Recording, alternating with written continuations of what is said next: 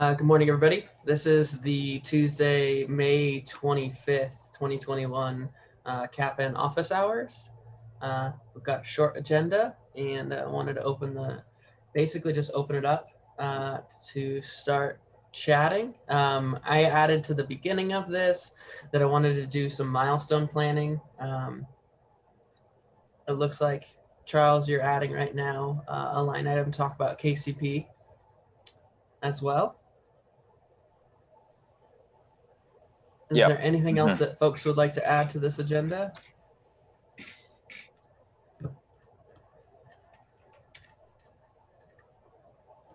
All right. I guess I can kick it off with milestone planning and like issue management and figure out what's next. We'll time box it so we can spend more time talking about KCP afterwards as well. I don't want to go too long on this. Let me share my screen as well.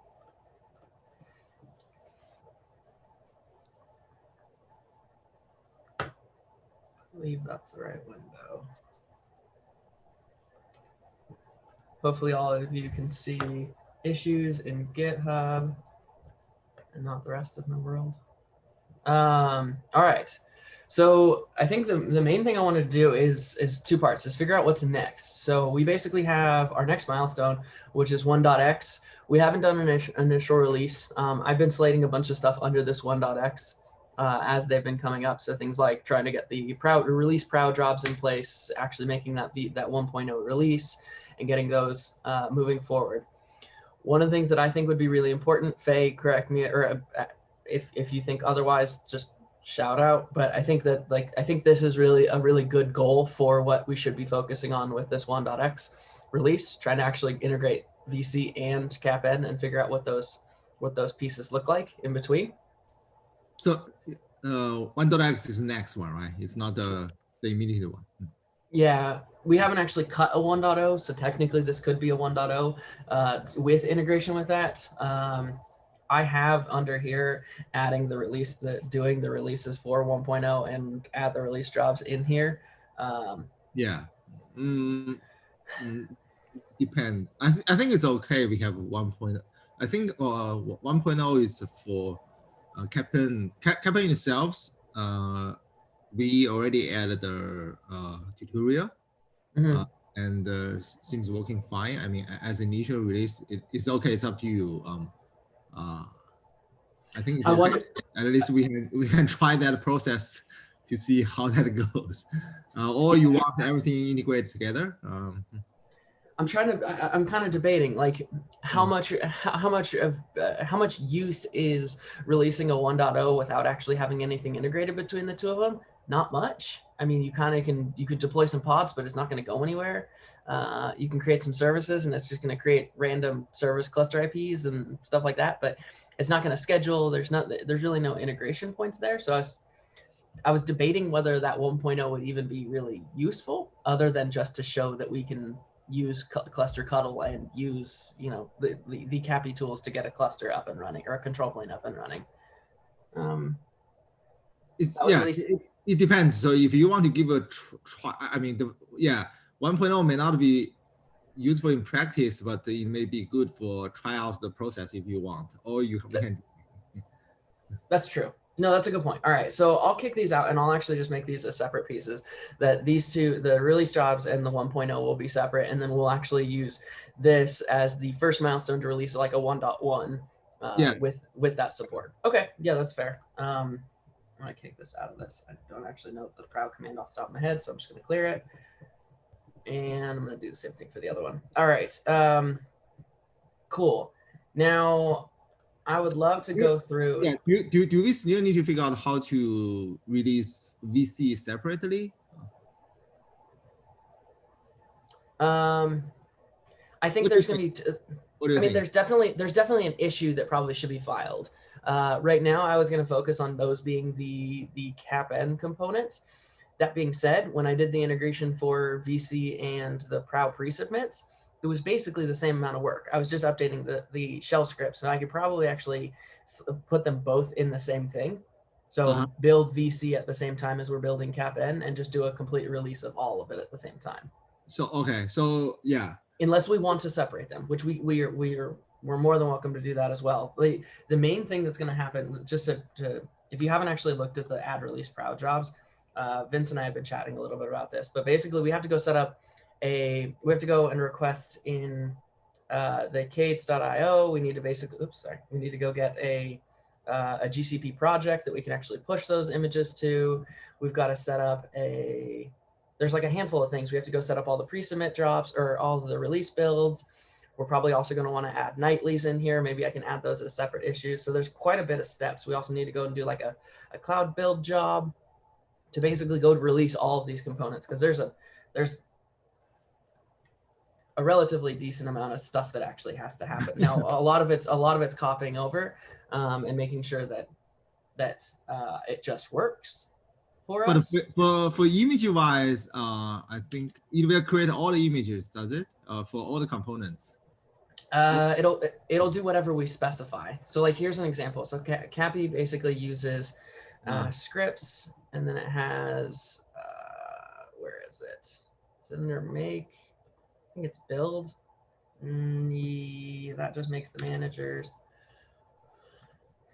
Make. So this will go and do the verify, which is going to be on pull request. Where's all the Vince linked them out. Here's all the make targets for it. This is what we're looking at. So basically we need to make sure that we have all of these in place so that we can do, so that when we call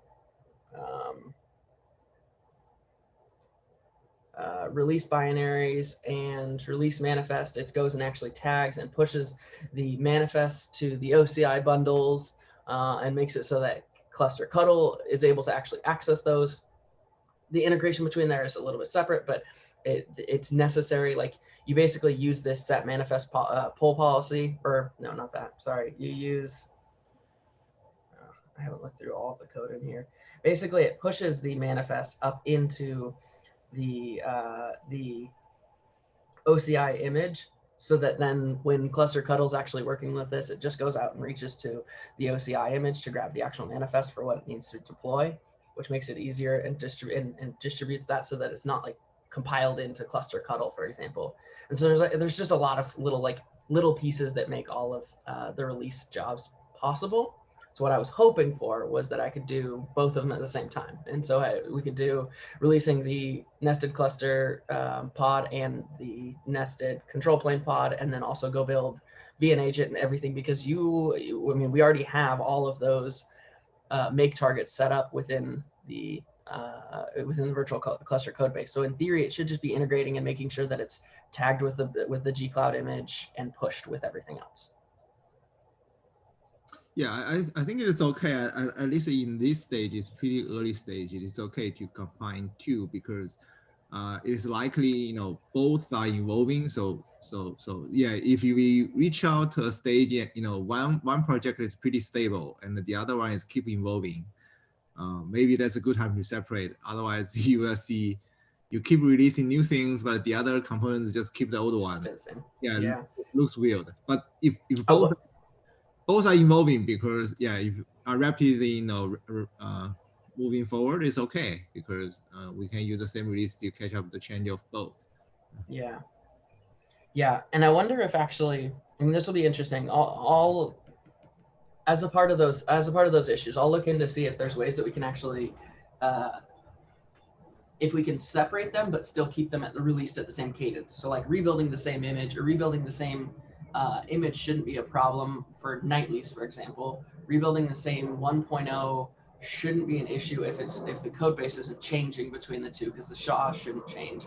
And so like tag wise, I wonder if there's a way, I need to look into all this stuff, but I wonder if there's a way that we can delegate it so that we could have a virtual cluster tag that's still separate, so that you could independently release those, but have the virtual cluster tag as well, or I mean the CapN tag as well, that's just for those components, but still be pushing at the same time. That's kind of okay. It's like it's like the old way that we are keep evolving cluster version. Exactly. Exactly. Okay, cool. Okay. All right, so I'll still make sure that I do that. I'm planning on doing that this week. I haven't gotten around to it yet since it's only Tuesday, and I got to fix that bug that you brought up last night about the races that being detected. Yeah, so I wanted to talk. Do you all want to go through and actually do the planning of what is next, filing issues and doing assigning of those kinds of things, doing backlog grooming in essence for how we start to integrate these things? What is 1.x beyond what this first 1.0 release is? Does that seem reasonable? Yeah, that's okay. We can discuss the thing that we plan to do. I think, yeah, clearly the integration one, you already, did you have that race issue already? No, I don't. And I'm wondering how we could break that down if there's multiple parts. If there isn't, that's fine. I mean, I'm here. I'm ready to write whatever we want. I'm not even sure where to start, to be honest. I'm looking Yeah, to. just I think integration is just, for VC perspective, just add a new provisioner, right? New provision mode. We already have two now. I mean, we have two now. We is Ali Cloud, we is native, right? We native is using cluster version. We Yep. probably just a new provisioner, which is called KPM provisioner.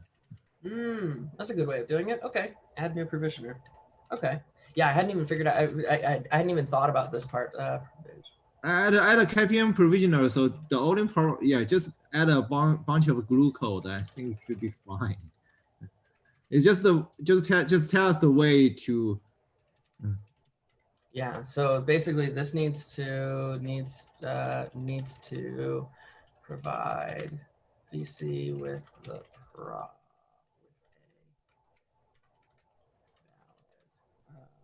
cube config.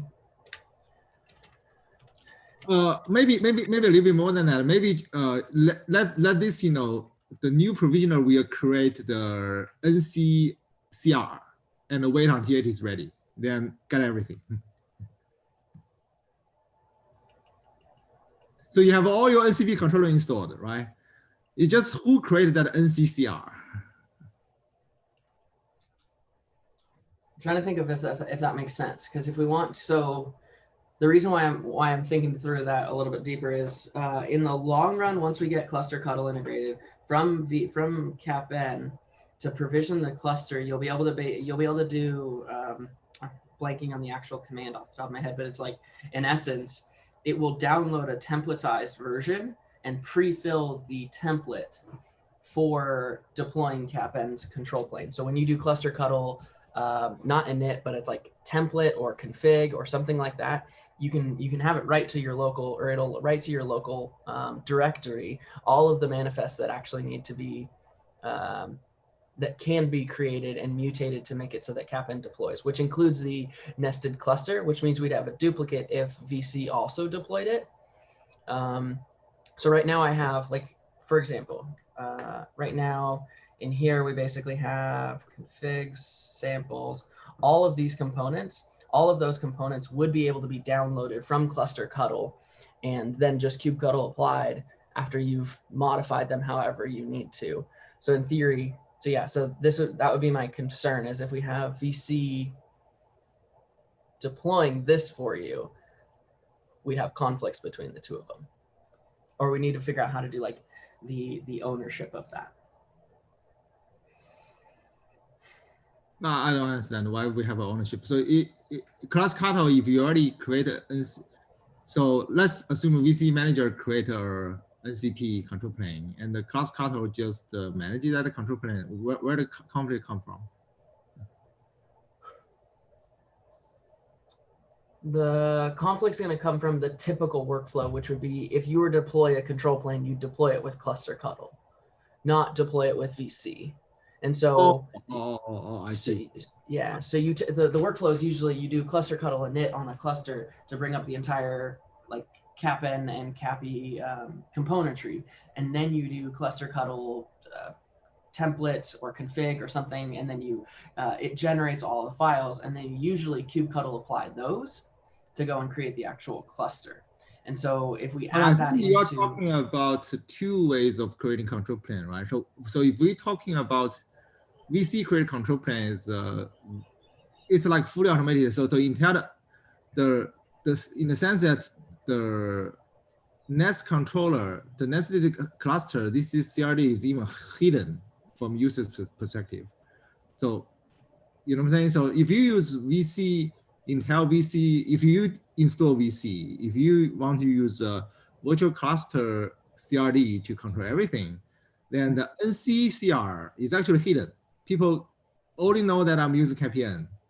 So that's the reason I'm saying that there is no conflict. Otherwise, so in my mind is not like you use class cutter creator or NCP, then attached to VCCR. This is not my model. It's also doable, but if you follow with the other experiments, like the current way that we do, we hide the entire control plane API.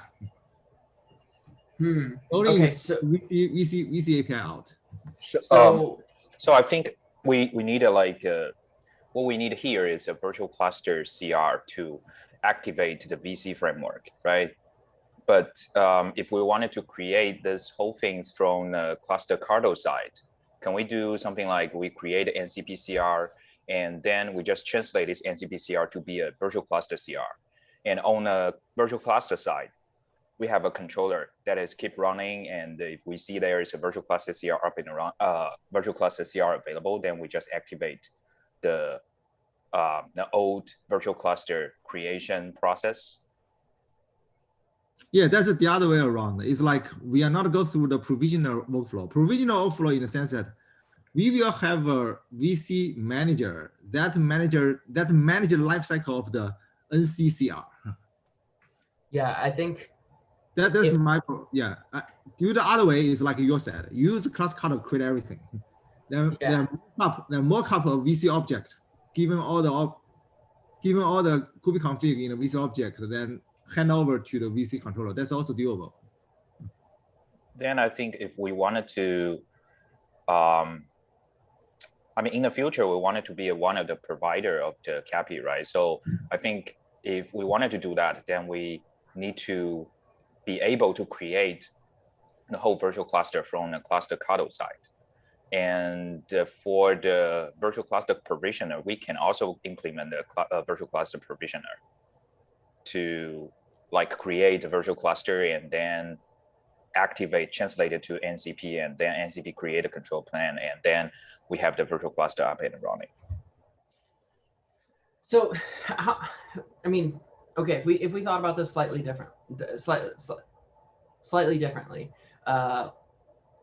is there a way that we could not do any? So basically, we offload 100% of cluster control plane, what have you, whatever naming we want, of those control planes to outside components. How would we make it so that because I think the way that I'm thinking about this is like VC doesn't, we shouldn't need to add a provisioner for every single cluster or control plane you want to integrate with. For example, if somebody wanted to go deploy an EKS cluster, how could we easily make it so that virtual cluster works with that without having to know any of the background behind how it does the provisioning of that control plane?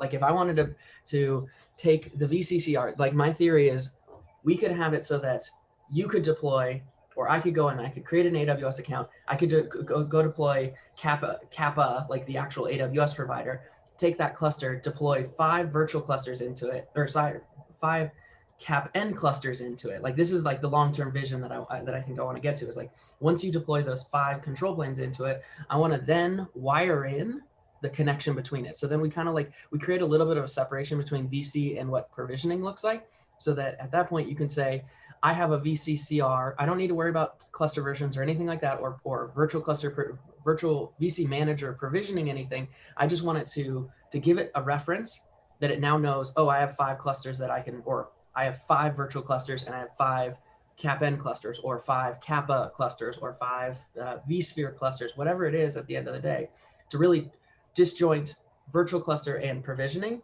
to make it so that it's easier to integrate outside. So I think that's okay. So the whole reason, the reason that we design this way is like we making the VC manager as the operator. It's like it handle the life cycle of the control plane.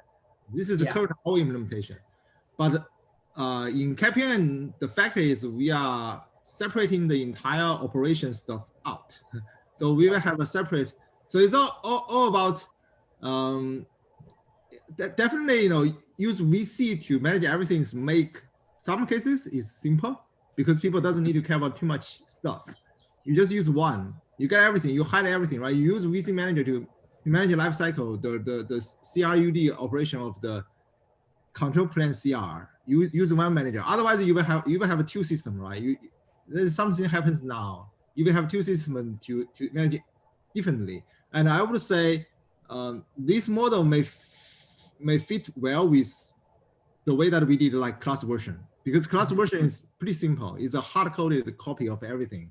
And you probably then use this VC manager to control the life cycle.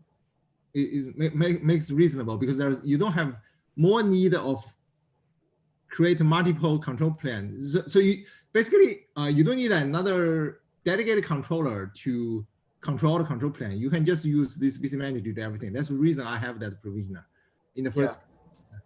Which makes perfect sense, I think. But integrating with a pre-built system that's meant specifically for doing all the provisioning, I think we should be able to offload that. Is I think where I'm going at is like, I mean, that's the idea behind all of CAPI in general is, hey, let's provide a standard way of provisioning everything. So like if the Ollie Cloud implementation could end up being a Kappa or a CAPI provider, which I believe is already there, but anyways, it could be a CAPI provider as well.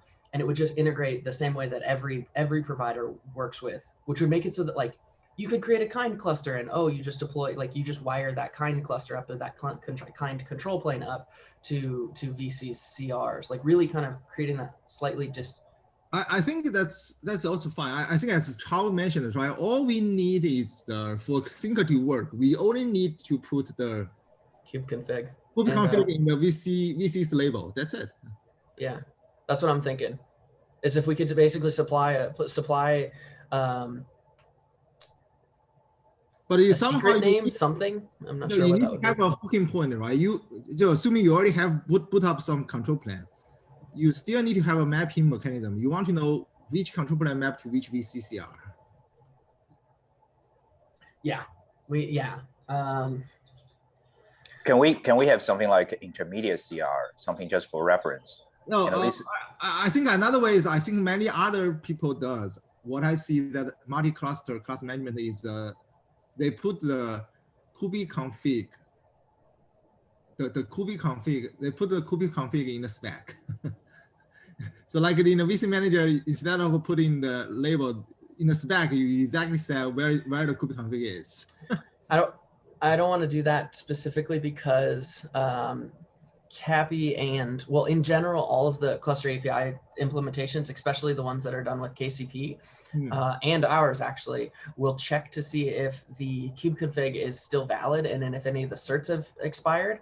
And if they are, it'll actually recycle all those for you. So I want to make sure we do this by reference so that we can load those into the syncer, for example, by reference as well. Like if we can load that in by a secret, then everything can handle like those certificate rotations across our entire system. I mean, yeah, that's at least my current thought process there is like, okay, what if we could take the VCCR, we add in, I mean, I guess we could go the other way and say a net. No, that wouldn't work. We need a way to point to, like, have a name for what that is going to be, and then a pointer to the. It depends, right? We can just, instead of hard code the kubeconfig, we can say what is the secret for that kubeconfig. Instead of kubeconfig, just tell us the secret name. So, I mean, in the meantime, we can put that in the label anyway. That is pretty flexible, so you don't have to change any VC spec. So one way what we can do is actually we still probably need one provisioner, but that provisioner just very simple. Just read that secret from the VCCR and try to grab the kubeconfig. And yeah, so when we're looking at this, let's evaluate that a little bit more, because I want to push on if we even need to have VC manager in this specifically, if you go CAPN basically, because in theory, I mean, it's cluster version, which is not going to be used, and VC, which is just the CR. Like as long as we're not doing defaulting we'll still need for sure. Anything we add from that side of things, but from a controller side of things, yeah, be curious if we even need any provisioners at all. Like if you deployed We don't. CapN, you could deploy We VC don't. with just the syncer, the VN agent, and you're done. Yeah, and we you don't. just We don't. We just need the VC, and currently the protocol is we hardcode the kubectl config in the VC label. So as soon as you have a kubectl config in the VC label and the syncer, you done. All right, I'm just going to submit this issue. We'll write a little bit more about what that looks like. Oh, I'm going to change this so it's not add VC. It's just going to integrate. So I have a question. So Chris, we have a NCP cluster, right? We have NCP cluster that can indicate if the control plane is ready, is up and running. Can we use this intermediate CR? And then we just have a very, very, very simple VC manager that just monitor this CR. If this CR is ready, up and running, and then somehow we store the kubectl config in this CR, and then for the very small controller or provisioner, it then can create a virtual cluster, or we can create a virtual cluster CR on the VC side as well. And then this small controller just update the virtual cluster CR, put the kubectl config into this virtual cluster CR. So I mean, it's not going to be the final style, but I mean, So it can be an intermediate solution. Yeah, the problem is the VC actually has states. The syncer is actually watch the VC states. It's a state machine. It still wait for ready, it's running, a failure. So we still need to have a controller to synchronize the states. I see. Okay, that's the part that I was missing. So if that's the case, you're right, then we will need a provisioner there. Although, yeah, we will still need a provisioner. Charles, what you were saying there about watching the nested cluster. Correct. Yes, although I'd switch that to the cluster, just the actual CAPI cluster type instead for that, because that would allow us to integrate any CAPI based provider, because every CAPI based provider is going to have a cluster resource, and that cluster resource, the name of that cluster resource represents the prefixing for the kube config as well in the secret. So like we basically have the naming scheme once you have that piece in place. Yeah, another thing what I want to point out is in the past, if we delete a VCCR, the control plane is also deleted. This is the way that we did.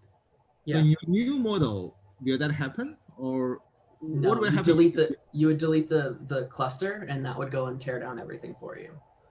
So if you delete the CAPI cluster, it'll go and tear down everything. Now we could technically implement that. If I delete the VC, what will happen? Without currently having any ownership between the two, between VC and CapN, nothing. Yeah, nothing would happen.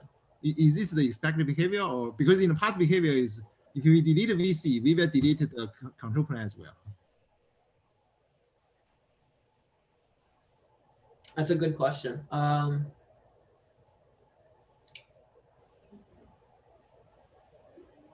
I'm not sure if it should or not. Yeah, I'm open for thoughts there. I would say, like, my initial thought is it shouldn't, and we should rely on the declarative state of whatever you've applied, because in theory, at that point, you did not create the virtual cluster, or you created the virtual cluster CR separate from the control plane. So we wouldn't want you to tear down that, but there's also my model. my model is actually good for is like production perspective, right? For production perspective, you probably won't give the interface or API of the CapN out to the customers. Correct. But you will expose the VC object to customer for sure, because customer will operate a VC to have this. At least not what we're doing, no. But yeah, but like I can see where you would, but we're not for sure. Yeah, we're basically keeping that. We have like a proxy API around everything so that we can control all the fields. So then I would say whatever you point out something to outside, so that something should handle the life cycle. Otherwise, you will have a problem. The life cycle for everything. Otherwise, you will have some garbage left. Okay, so what if we did this then? Okay, so if that's the case, okay, yeah, we can easily do this. I mean, if you basically go through in the provisioner, in the virtual cluster controller, when you provision a new VC CR with a cluster ref, with an actual like a CAPI cluster ref, if you if we set up the owner references from the virtual cluster CR to the CAPI cluster, that'll automatically tear down everything for you, and we don't need to deal with what's behind the scenes, which would allow it to still work with all the providers. So basically, the first step should be like with CAPI, how it goes and sets owner references on whatever the infrastructure ref and the control plane ref.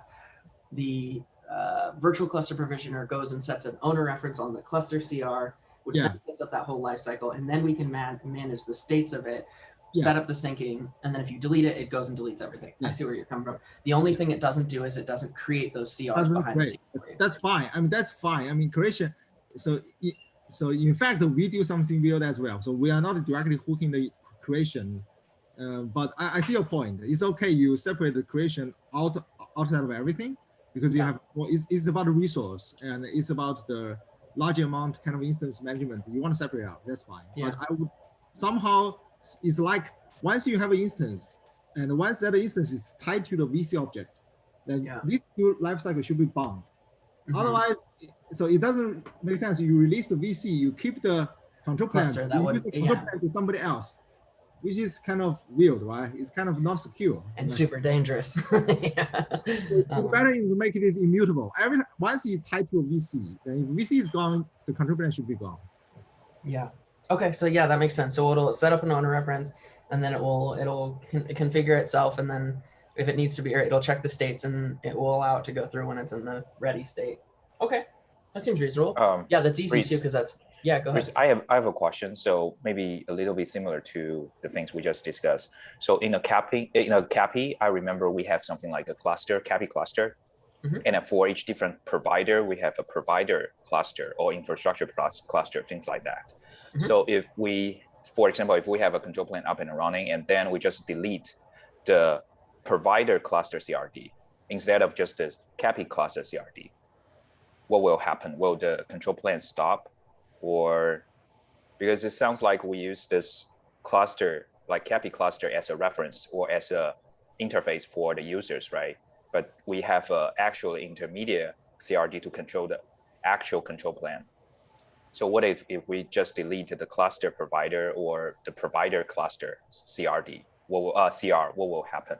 I think it sounds a little bit similar to the situation, the issue we just discussed.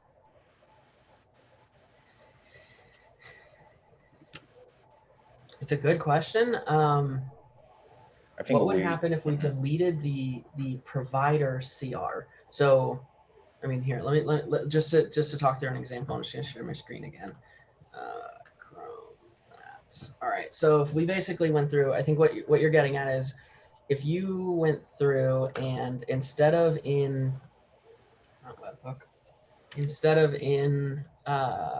the VC manager, instead of deleting this resource, you deleted this resource. Yeah, so correct. You basically went in and grabbed whatever the infrastructure ref is here and deleted that. Correct.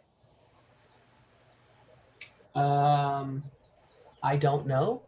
It also would be really, I think it's going to be I don't know what would actually happen, because you're going to strand this cluster resource if you do that, because the owner reference is cluster to nested cluster to infrastructure ref and control plane ref. Right. So if you don't delete this, you're going to strand just this CR around, which means it's not going to actually clean up fully. Like the control plane could still be there in place. I think you really need to orchestrate off of this object, because this also is what aggregates the state of the whole cluster, because we can just check to see if the status initialized is set. Okay. And then if status initialized is set, then you're allowed to, so if status ready is true, then you should be able to kick it into syncing at that point.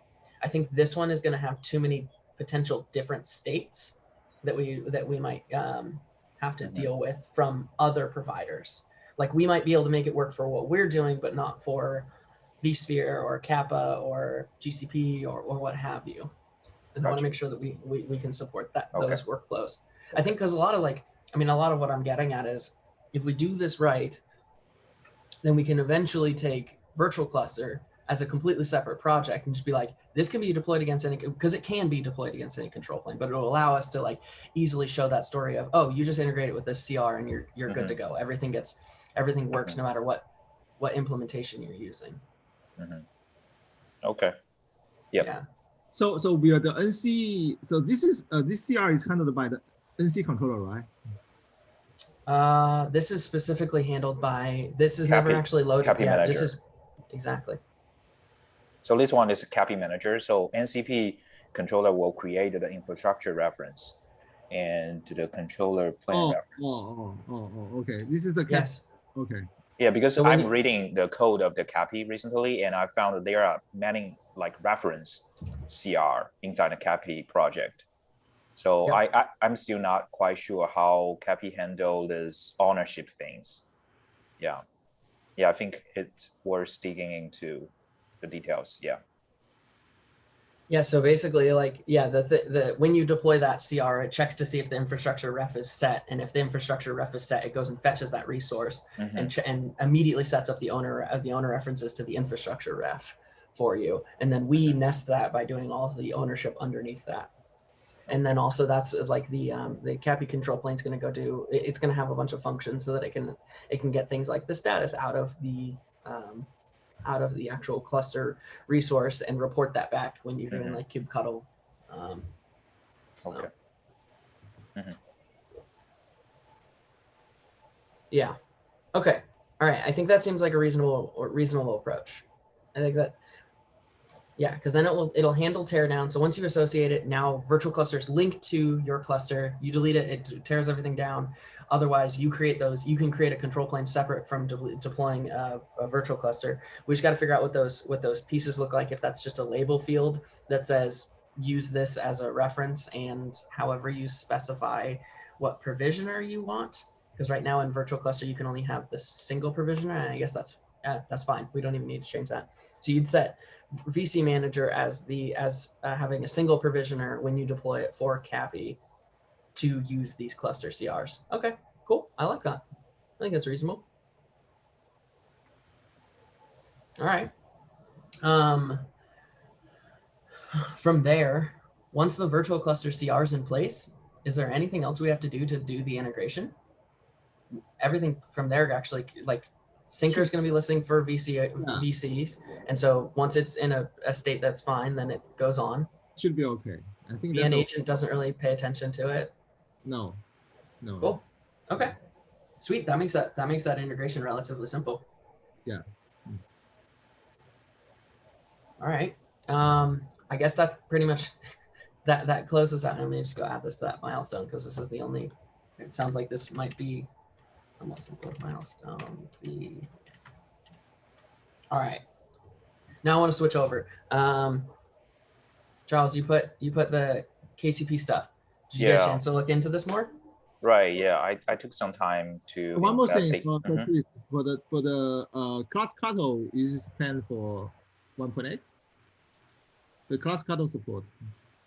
Good question. Yeah, sorry, Charles. Give me 1 second. It's okay. I believe I put it in there.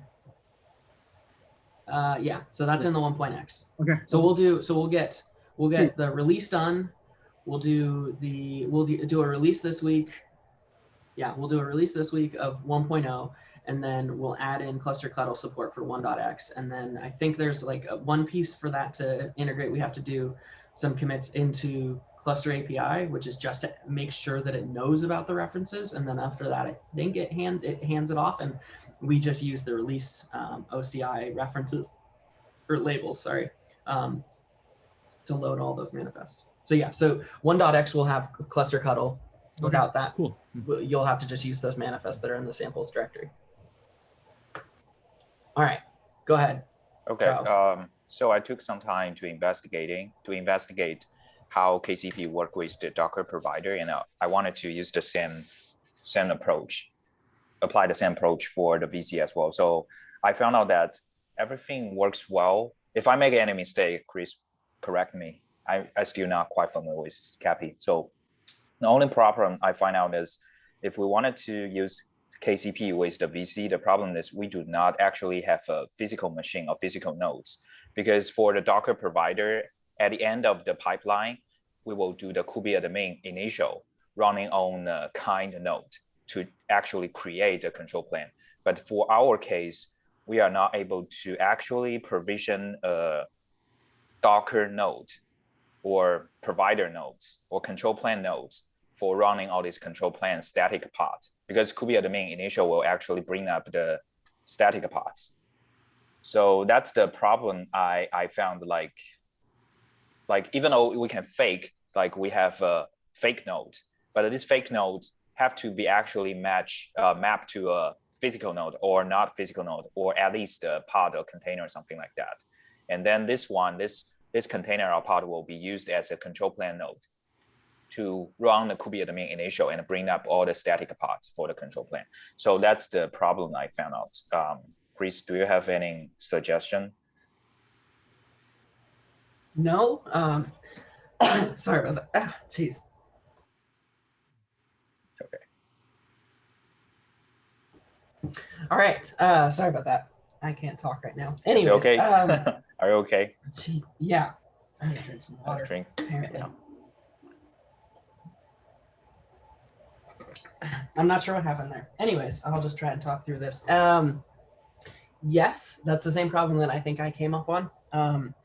My thought process there was no matter what, at the end of the day, we have to figure out how we templatize kubeadm, the outputs of kubeadm, whether or not we actually use or whether or not we actually get the outputs directly from kubeadm, or we use just the config files and use the same spec or the same definition to construct manifest ourselves. I think basically one of those two pieces has to happen. And I think we can do, the way that I've always thought about this is like in our machine provider, for example, if we do the KCP route, so we could go and say, you go and deploy your cluster, you go initialize your cluster, you deploy KCP, and you deploy the CAPI infrastructure provider. Now, under the infrastructure group is where machines and machine deployments and so on and so forth live, which is nice because we don't have to have a third controller, which is the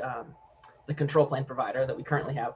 And so what we would do is in our machine controller, we have to do whatever the templatizing that we currently do. We need to take, instead of taking our CRs, our definitions from the nested API server, nested controller manager, and nested etcd, we need to take those, the spec that kubeadm uses, and interpolate what a static pod would be. And so I think what's nice there is if kubeadm can write static pods, we can probably, in the long run, figure out a way to make it so that those are hooks that you could export, or you could output the static pod, and then we could basically go parse that static pod, grab the pod template from it, and use that in whatever deployment, stateful set, whatever. But right now, out of the box, I don't think we can get that. And so I think we would go and write our own manifest like we already have, but then just use the variables in the machine provider to implement the deployment. Now, the machine provider has all the same funkiness that you already were talking about, where we need to have a node and we need to have a machine type that represents those. That's where the syncing logic gets in place, just so that it knows about a node. Whether or not the node is real or not, it doesn't really matter, I don't think. Because we're not going to use it to run, like the big thing is we're not going to use it to run kubeadm raw commands. Like you wouldn't be like what you would do from a CLI. We wouldn't be shelling out to kubeadm. We'd be trying to use kubeadm as just as a library, which is really difficult, which is the really hard, the annoying part about this whole thing. Because kubeadm is like so compiled into, or it's not even compiled, it is a part of the Kubernetes code base, which makes it relatively difficult for us to actually integrate with. So that's at least the approach that I had. Go ahead. So our final goal is actually leverage kubeadm to get the maybe like the YAML file, the configuration of all these static pods. But right now, because kubeadm is so compiled, so there is no library for user to just extract all the static pod configurations to generate these pods. So we have to run something like kubeadm initialization to actually start the static pods. Is that correct? I believe so. That's something we'll have to look up in the kubeadm code base and see if if it is exported functions that we could just implement and pass in the proper kubeadm spec into it, and it just generates it, and we can use it as a library, then we should then that would be great. because that solves the problem. Because what we're really trying to get out of it is just those static pod specs, so that we can pull out the attributes from it that we really want to use. Because this like adds a whole new world of changes where right now, so if you look at the way that we do all our things, we have a stateful set and a deployment for those. Now, when you have static pods, you don't have any high-level orchestration over those objects. So in theory, what we would be building is taking that static pod and we would either be adding it into a deployment and then deploying the deployment into our cluster, which would work, or a stateful set like we currently have, or we would be then taking the static pod and deploying a physical pod, but treating it like you're deploying the static pod resource as a pod in the cluster, and then we need to build the orchestration over the top of all of those objects. That's where KubeADM, I think, helps us the most, is we could deploy the static pod as a real pod in the cluster, and KubeADM should act as the orchestration for those pod resources as long as the node objects and everything are wired up properly. So we don't even need, well, I shouldn't say we don't need, because KubeADM control plane controller, that code base works as the high level object that orchestrates the components for us in the cluster. So KubeADM currently already support upgrading individual components with different version. Yep. So how do you handle that to your own etcd operator? So they already have an integration point. You can do that. So yeah, in KubeADM, Scott, keep me honest here. This is a thing that's currently in the process of changing. So you should be able to already. If not, it's coming, where you can say, I want to use an external etcd provider or an external etcd cluster, and it will just wire itself up to use that instead. And so for that, it would only deploy the API server and controller manager, and etcd would just be by reference through the KubeADM controls. So that already exists. That's existed for a while. What's being added in what AWS are working on and what's being worked on there is to have that etcd as well, basically to have another provider, bootstrap provider within Cluster API, within the contract, that would provide etcd management as part of Cluster API that is not in the stacked mode.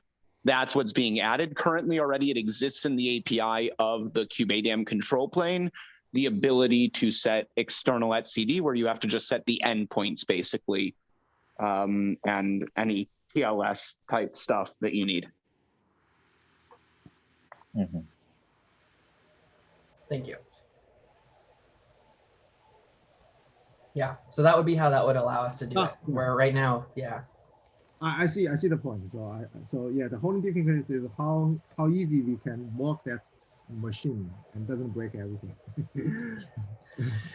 Yeah, I think the Galaxy Brain idea there is kind of crazy, and it's kind of amazing at the same time. Like if we continue to think about this, how do we continue to make it so that these virtual clusters look like physical clusters, operate like physical clusters, and you just don't really know? Because at the end of the day, like if we can get to that design, oh man, that'll be so sweet. To basically be like, you create a cluster, it's nested, but you don't really care because you don't really even know about it, and you're just getting this environment. We can start to do a lot of really fun stuff from like a resource utilization side of things, and save and like reusing. I don't want to say this because it does break the multi-tenancy model, but you could technically reuse etcd clusters between clients. And then there's other pieces within CAPI that are really interesting that we haven't even talked about. Like you can do cluster cuddle move. And so you can like move clusters from one cluster to another, which will be really in support of what you're trying to do with the experimental scheduler. And so we can do a lot of really, really fun stuff if we continue down that path. Anyways. Cool. Okay. So that sounds like a good investigation, Charles. So I have another thought. Maybe these thoughts are a little bit weird. So I'm thinking, can we just run a pod, and that pod is actually contain the kind nodes, and we just use the pod or container as the virtual node or something, and host all these control plane? I know it sounds a little bit weird. It's nested, so nested. Yeah. I think there's some pretty big security issues by doing that. I think there's Okay. some pretty like it could, because to do that you'd need to basically mount whatever your container runtime is inside that container so that it can provision inside of itself, Correct. unless Right. it was Right. and that like that's a pretty non-starter for I think Yeah. a lot of folks. Yeah. D&D is not a fun thing to do. Yeah. Just Or- just some crazy thoughts. yeah. No, agreed. I think it would be really interesting if like if that was secure, that would be awesome. But I just don't think it is. You can put a Carter VM, micro VM as a node. That's everything is I managed mean, anyway. we have to figure out. So I mean, let's do it. That would be a fantastic in the long run. I don't think we can do that first. I think because like we got to figure out how we could get people behind a specific micro VM provider, and like, oh, if you wanted to use you from Ollie have like your own micro VM We provider. really worry about this, so we have an entire team to manage the yeah, exactly. like yeah, so that would be so much work to try and integrate into CAPN all just to make all of this work, but it would be dope. Yeah, but love that. That's actually a good point as well. If you can go that route, is unchanged, right? It's kind of the rest of the thing is unchanged because you already give a node. Oh, interesting. You give a node, so the rest of the thing just works. Huh, that's interesting.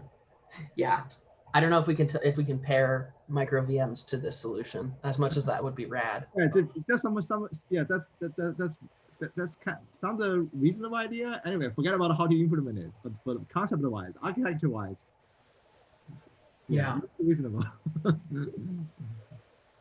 Yeah, that's interesting. Yeah, because if you were able to do that, you could run kubeadm in there. You could just literally use KCP to deploy into that micro VM. Rad. That would be super cool. Interesting, right? So we only need to manage that micro VM, right? That's it. I want to have docs on how to do that. I don't want to. But yeah. Wow, that would be super cool. Interesting. Yeah, so that would be my feedback on doing like a kind node inside of another cluster. I don't think that we should. I think awesome though. It's not a nested container, because nested container you have a lot of problem. But it's like you have a VM, so it's like, but that VM is managed by Kubernetes anyway. It's like you can join that story. I mean, to make up the whole story. Interesting. So so the final question about the investigating issue. So should we keep trying out these things, or maybe we should try out to see if kubeadm can just we can extract the static pod configuration from the kubeadm? I think if you have time still and are still interested in looking into that, that specific question would be the one that I think would be the most important.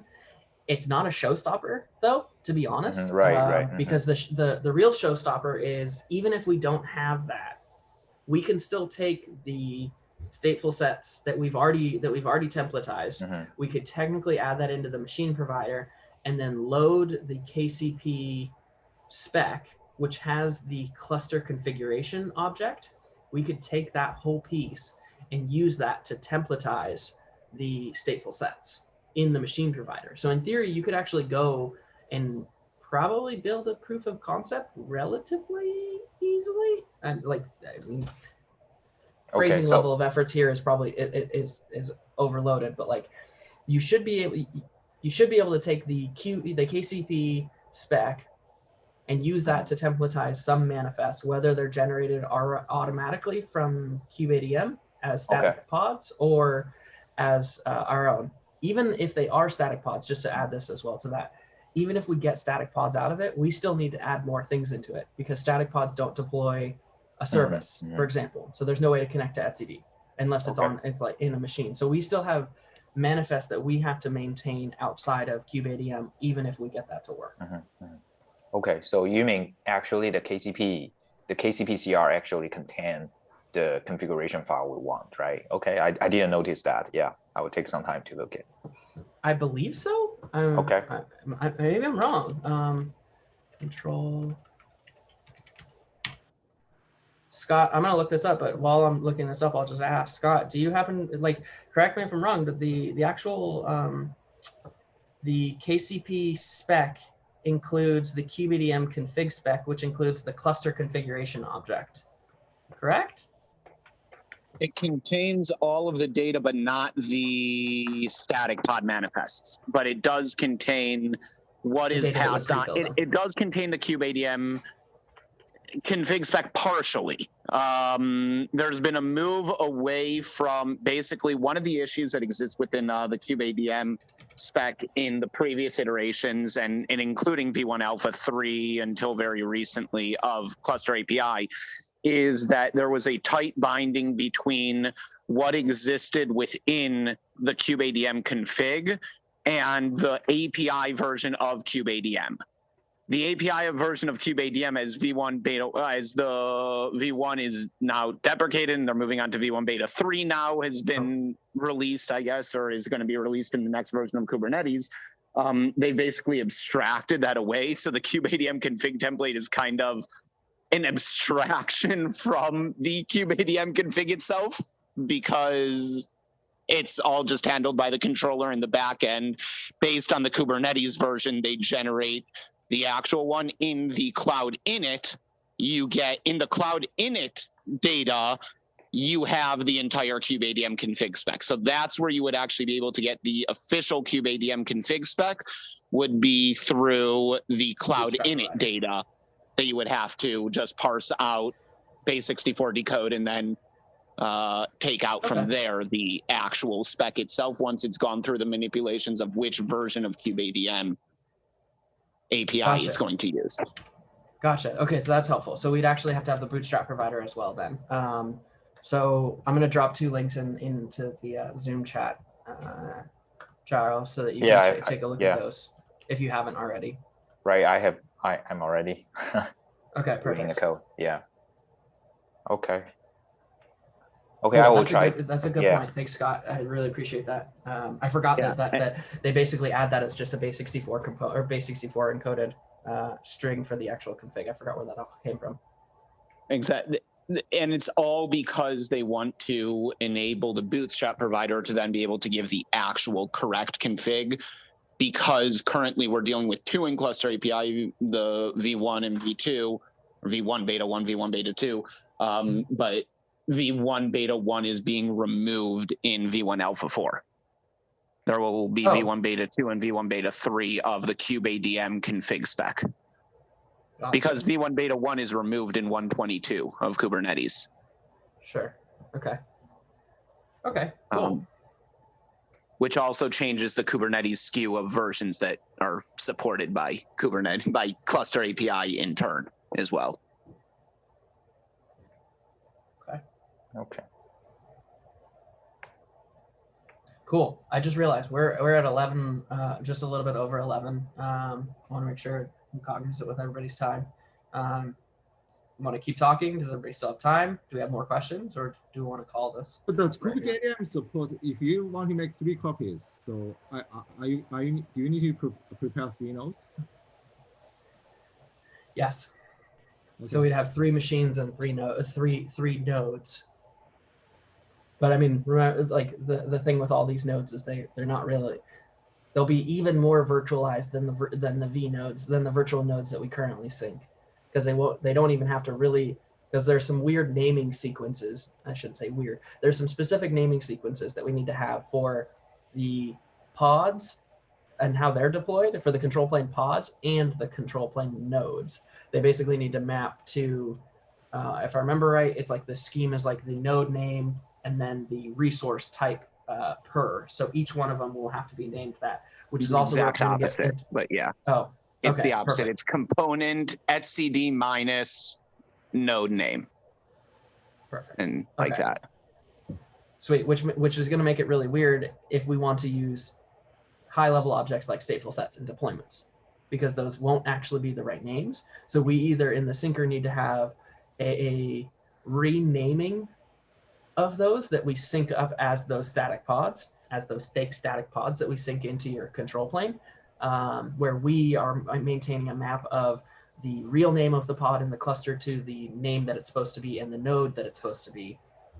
There's like we either need to maintain a mapping or we just use those at the supercluster level and then mirror that into the virtual cluster. Okay. Unless the node name you just had, basically, if you have the stateful set is like etcd minus cluster name is the stateful set name, and then the nodes were -0, -1, -2, you could possibly get it to be done through the stateful set name that way. If you actually name the stateful set etcd minus cluster name, Ooh, and then okay. every pod gets -0, -1, -2. I know it's not the same as the UUID for a pod for, that's given, but it's the same general idea, machine name. So there should be no issue with that.